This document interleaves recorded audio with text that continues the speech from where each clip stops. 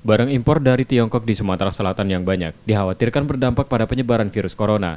Pemda Sumsel saat ini meminta impor barang dari Tiongkok yang masuk melalui pelabuhan dikurangi. Pengurangan ini berlaku hingga kondisi dinyatakan aman. Umumnya barang impor yang masuk ke provinsi ini adalah spare part kendaraan, mesin, pakaian, dan sepatu. Dari kota Wuhan pusat terjadinya corona, tak ada barang yang masuk ke Sumsel, namun masyarakat diminta tetap waspada.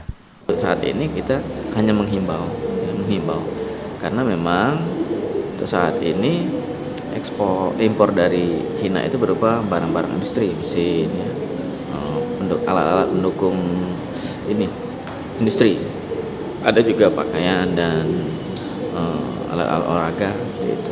Bongkar muat dari kapal luar negeri yang masuk ke Pelabuhan Bom Baru Palembang hampir terjadi setiap hari, dengan jadwal yang tentatif mulai pagi hingga dini hari, dan belum ada perubahan signifikan. Reski Oktora, Muklas Diferensial, Kompas TV, Palembang.